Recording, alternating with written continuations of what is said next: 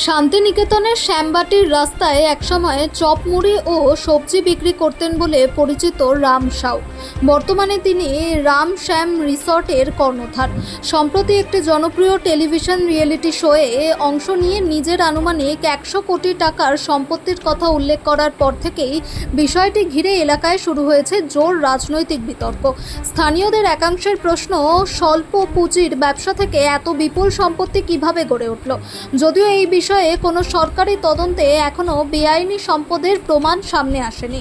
বিরোধী রাজনৈতিক দলগুলির অভিযোগ, গত প্রায় 15 বছর ধরে তৃণমূলের প্রভাবশালী নেতাদের ঘনিষ্ঠতার সুযোগে রাম সাউয়ের ব্যবসার দ্রুত সম্প্রসারণ হয়েছে। তাদের দাবি, সোনাঝুরি, খোয়াইহাট, গোয়ালপাড়া সহ একাধিক এলাকায় রিসর্ট ও অন্যান্য ব্যবসা গড়ে তোলার নেপথ্যে রাজনৈতিক প্রভাব কাজ করেছে। সিপিআইএম নেতা গৌতম ঘোষও প্রকাশ্যে এই সম্পত্তির উৎস নিয়ে প্রশ্ন তুলেছেন। বিজেপি ও সিপিআইএম এর দাবি, বিষয়টি নিরপেক্ষ সংস্থার মাধ্যমে তদন্ত করে সম্পদের উৎস এবং আর্থিক লেনদেনের স্বচ্ছতা খতিয়ে দেখা হোক।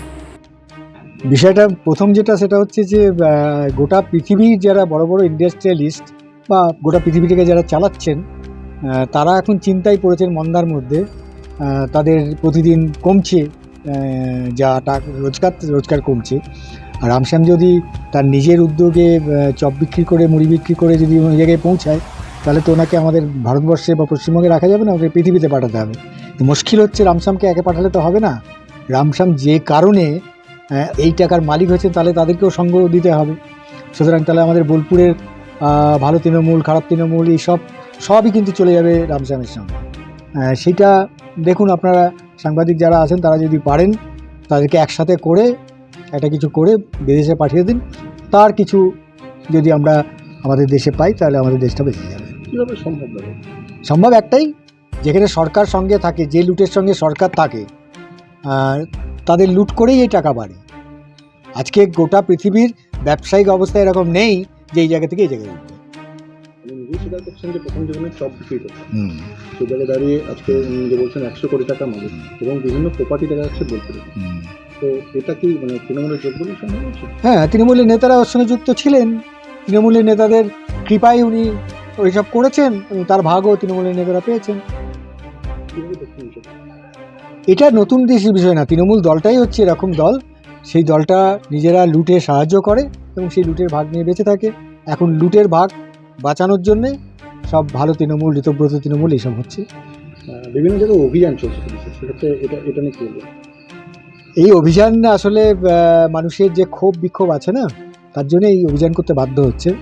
আসলে এই অভিযান আলটিমেটলি কোথাও পৌঁছাবে বলে আমার মনে হয় না। দেখুন, আপনারা কিছু আছেন লোকাল, যারা আমাকে দেখেছেন আমি কীভাবে কী করেছি, লোকানো কিছু নেই আর লজ্জারও কিছু নেই। যেটা হলো যে যখন আমি ক্লাস 5-এ যখন উঠি, তখনই আমার বাবা মারা গেছিলেন বিনা চিকিৎসায়। আমার টাকা পয়সা কিছু ছিল না এবং আমাদের ঘর ছাওয়ানোর মতো পয়সাও আমাদের ছিল না, যার জন্য আমরা কারেন্ট পাড় থেকে আমরা শহর কেটে ভাইদের ঘর ছেড়েছিলাম। একবার খেতাম না, এরকম প্রচুর কষ্টের মধ্যে দিয়ে আমরা উঠেছি। তারপরে আস্তে আস্তে আমরা যখন মাধ্যমিক পাস করলাম, মা অনেক কষ্ট করে নাড়ু বিক্রি করে আমাদেরকে গ্রামে বিক্রি করে আমাদের মাধ্যমিক পাস পর্যন্ত করিয়েছে। মাধ্যমিক পাস করার পর আমরা এইচএস পরীক্ষার জন্য আমাদের পয়সা ছিল না, আমরা পড়তে পারিনি। তারপরেই কিন্তু আমি ওই ভুবনডাঙ্গা যে মার্কেটটা হচ্ছে কবিগুরু হস্তশিল্প মার্কেট, সেখানেই কিন্তু আমার শুরু হয় মাটির পুতুল বিক্রি করা, 2 টাকা করে রবীন্দ্রনাথ ঠাকুর। তারপরে আমরা সবজি বিক্রি করা, চপ মুড়ি বিক্রি করা। এইভাবেই কিন্তু আমার আস্তে আস্তে কিন্তু আমি ব্যবসায় নেমে যাই। যেহেতু আমি ঘরের বড় ছেলে ছিলাম, সেহেতু আমাকেই দায়িত্বটা নিতে হয়েছিল। তারপরে আমি ব্যবসা করার পর তারপরে চলে আসছে আমাদের বাটি কাঁথা স্ট্রিট, যেখানে শান্তিনিকেতনে একটা ক্রেজ ছিল বাটি কাঁথা স্ট্রিট। সেটা আমাদের কিন্তু ওই মার্কেটে ছিল, কিন্তু সবাই সেইভাবে ঠিক বিজনেস করতে পারছিল না। যেটা আমার মানুষের কাছে ভালোবাসা ছিল, মানুষ কিন্তু আমার চাইতো যে রামশ্যামের কাছ থেকেই নিয়ে কিছু। তো আমি কাঁথা স্ট্রিট বাটিকের আইটেম শুরু করি। আস্তে আস্তে আমি অনেকভাবেই আরম্ভ করি কাঁথা স্ট্রিটের ব্যবসা শুরু করি। কাঁথা স্ট্রিটে প্রায় এখন না হলেও আমাদের কাছে আর্টিজেন অনেক মেয়ে আছে যারা কাজ করে, 10,000 12,000 মেয়ে কাজ করে, ঠিক আছে, 10,000-12,000 মেয়ে কাজ করে তা কাঁথা স্ট্রিটে কাজ। এবং এরকম প্রচুর আছে, যেমন টেলারিং সেকশন আছে, যারা আস্তে আস্তে আমরা কী হয়, আমরা ম্যানুফ্যাকচারিং শুরু করে দিই এবং আমাদের হোলসেলটা আস্তে আস্তে বাড়তে লাগে এবং এত ডিমান্ড হয়ে যায় আমাদের, আমরা দিনকে দিন কাঁথা স্ট্রিট বাটিকের উপর ডিমান্ড আমরা জোর দিয়ে দিই।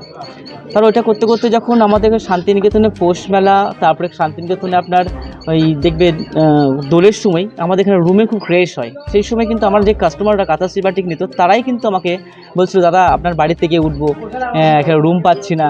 তো এই ব্যাপারটা শুনে তারপরে আমরা কী করলাম যে আমরা একটা 6 কাটা জায়গা কিনে একটা 6টা রুম করে আমরা কিন্তু ভাড়া দিতে লাগলাম। এই ভাড়া দিতে দিতে আজকে রুম বেড়ে আমাদের মোটামুটি আপনারা ভালো করেই জানেন যে রামশ্যাম ভিলেজ রিসর্ট এখন বোলপুরের মধ্যে একটা অন্যতম রিসর্ট এবং ভালো পরিষেবা দেয়, আপনারা নিজেরাই বলেন। তো সেখানে আজকে 70টা রুম, লাক্সারি রুম সব কিছুও কিন্তু আজকে ব্যবস্থাপনা আমাদের কাছে আছে। এবং আস্তে আস্তে এখন আমরা যেমন শুধু যে ব্যবসা করেছি তা নয়, কিন্তু আমরা ব্যবসার সাথে সাথে আমাদের যে গোয়ালপাড়ার পাশে দেখবেন, রোডের উপরেই দেখবেন শান্তিনিকেতন বাটিক কর্মশালা আছে, যেখানে আমরা মহিলাদেরকে ফ্রিতে বাটিক শেখাই। শান্তিনিকেতনে যে বাটিকটা, কবিগুরু রবীন্দ্রনাথ ঠাকুর কিন্তু এখানকার মহিলাদের স্বনির্ভর করার জন্যই কিন্তু বাটিকটা বাইরে থেকে নিয়ে এসেছিলো, যে এখানে ফর্মুলাটা যেখানে মেয়েরা যা শিখতে পারে। যেটা বলছেন স্যার, কতদিনে মানে কত বছরের মধ্যে? দেখুন, আমি যখন মাধ্যমিক পাস করি 2002, মানে তখন থেকেই মনে করুন আমি কাজে লেগে গেছি। মানে পড়াশোনার দিক থেকে যখন সবাই পড়তে যেত তখন আমি রাস্তার ধারে চপমুড়ি বিক্রি করতাম, আমার স্যাররা পেরিয়ে যেত, আমি চপমুড়ি বিক্রি করতাম। আমি কিন্তু কাজটাকে সততার সঙ্গে নিয়েছিলাম। আর বাবা যখন মারা গেছিলেন তখন কিন্তু তার আগে উনি বলে গেছিলেন যে বাবু, যে তুমি কাজ করে খাও, সৎ পথে চলো, কোনো হিংসা করবে না, সৎ পথে যদি যাও আর তোমার লক্ষ্যটা যদি স্থির থাকে তাহলে তুমি জীবনে একটা জায়গায় দাঁড়াবে। কিন্তু বাবার কথাটাই আজকে সত্য হলো। আজকে যদি বাবা বেঁচে থাকতেন তাহলে হয়তো আমি বাবাকে বাঁচিয়ে নিতাম। একটা বিষয় আপনি নিজেই বললেন চপমুড়ি বিক্রি করেন, হ্যাঁ, মাঝখানে আপনাকে তৃণমূলের সংস্পর্শেও থাকতে দেখা গেছে। তো দেখুন, দাদাগিরি আমি বলি, আপনি যেটা বলছেন সেরকম কিছু নয়। আমরা ব্যবসাদার মানুষ, আমাদের সব জায়গাতেই যেতে হবে। আপনাদের কাছেও যাই, তাদের কাছেও যাই, আবার যে সব জায়গাতেই আমাদের কাছে উঠা বসা করতে হয়। অতএব আমাদেরকে ব্যবসা করেই আমাদেরকে জীবনে আমাদের এই জায়গাতে দাঁড়িয়েছি আমরা। বলছি দাদা, আপনার উত্থান এতটাই জায়গায় যে আপনি নিজে দাঁড়িয়ে বলছেন দাদাগিরিতে যে আপনার এখন বর্তমান প্রপার্টি 100 কোটি টাকা, এটা কীভাবে হলো? দেখুন, এটা আমি আনুমানিক বলেছি, ঠিক কথাই। আমাদের যেভাবে ব্যবসা ছড়িয়ে ছিটিয়ে আছে, আমরা আনুমানিক করে 100 কোটি টাকা হবে আমাদের। আমরা যেভাবে শুরু করেছি ব্যবসাটা, যে তিলে কষ্ট করে অল্প করে সঞ্চয় করে আমরা যেভাবে তৈরি করছি, এখনও আমরা করে যাচ্ছি। মানুষের আমাদের কাজটা হচ্ছে, আমরা যেহেতু একদিন বেকার ছিলাম, আস্তে আস্তে আমাদের যে বন্ধু বান্ধব যারা আরও আছে, যারা তাদেরকে কাজ দিয়ে আমরা আস্তে আস্তে নিজেদের কাজগুলো বাড়াচ্ছি। কাজের সঙ্গে সঙ্গে আমাদের ইনকামও বাড়ছে, তার নয় যে কাজ দিচ্ছি শুধু, তার সঙ্গে সঙ্গে আমাদের এইভাবেই কিন্তু আমাদের কাঁথা স্টিচ, বাটিক, রিসর্ট সব রকমই মানে চলছে। আপনাদের আশীর্বাদে মোটামুটি ঠিকই চলছে। একটা বিষয় যে অনেকে বলছেন যে তৃণমূলের সংস্পর্শে আসার পর থেকে আপনার উত্থান। দেখুন স্যার, এটা আমি বলতে পারবো না। অ্যাকচুয়ালি তোমরাও এখানে লোকাল, তোমরা ভালোই বলতে পারবে। এগুলো যারা বলছে তাদেরকে জিজ্ঞেস করুন, আমার এখানে কোনো মতামত নেই দাদা। আমরা কষ্ট করে খাচ্ছি, এখানকার লোকাল মানুষজনদেরকে জিজ্ঞেস করুন যে আমাদের কী পরিস্থিতি, কী গেছে দিনকাল। আর তোমরাও দেখেছো রাস্তায় যে চপ মুড়ি দিচ্ছে, সেটা হ্যাঁ কিনা বলো। তো সেই জায়গাটাতে তোমরা নিজেরাই বলো যে কী হতে পারে, তাই না? বীরভূম জেলায় অনেক অভিনব ঘটনার আমরা সাক্ষী হচ্ছে, আমরা আগে জানতাম না, এখন জানছি। তো আপনারাও বোলপুরের সব মানুষ, রামশ্যামের যিনি কর্ণধার, তিনি শোতে গর্ব করে বলছে আমি 100 কোটি টাকার মালিক। এখানে আমাদের টুলু মণ্ডল এখন প্রখ্যাত নাম, তেনার যে এত কোটি কোটি টাকার মালিক আমরা আগে জানতাম না, এখন জানছি। এরকম বিভিন্ন জায়গায় অনেক জনের টাকা অনেক আছে, আমরা জানি। তো সেরকম রামশ্যামের কর্ণধার যে 100 কোটি টাকার মালিক বলছেন, সত্যি কি 100 কোটি টাকা, না তার কম কোটি টাকা, না তার অনেক বেশি কোটি টাকা? এটাও তো ক্লিয়ার করে মন খোলসা করে বলা উচিত এবং সমাজেরও এটা জানা উচিত। কিন্তু আমার কাছে যা খবর, ওনার তো বিভিন্ন বিষয়ে দেখছি তৃণমূলের নেতাদের সঙ্গে একটা ভালো যোগসাজশ ছিল, আজ আছে কিনা আমি বলতে পারবো। বড় বড় নেতা যাদের ফান্ডিং বিভিন্ন জায়গায় খাটে, এখনো খাটছে, অতএব সেই রকম কোনো ব্যাপার আছে কিনা এটাও দেখা যাবে, তদন্ত করতে হবে। অতএব তিনি যদি গর্ব করে বলেন, নিশ্চয়ই সেরকম তিনি বলছেন।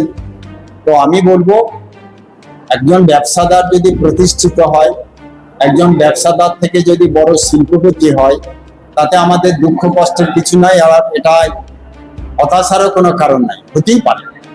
কিন্তু যখন বলছেন এমন একটা সময়, এই সময়টা বড় খারাপ। মানে তৃণমূল সরকার চলে গেল, বিজেপি সরকার চলে এলো, আর বিভিন্ন জায়গায় বিভিন্ন টাকার গুদাম, টাকার ঘর, টাকার উৎস বলতে পারছে না। আর ঠিক সেই সময় উনি বলছেন, তো আমি মনে হয় যারা তদন্তকারী সংস্থা তাদের সুবিধা করে দিলেন, তদন্তকারী সংস্থারা দেখবে যারা এটা দেখার দায়িত্বে, তার ওই কথাটা কতটা সত্য, কতটা মিথ্যা, কতটা জল, কতটা সঠিক, এটা নিশ্চয়ই দেখবে।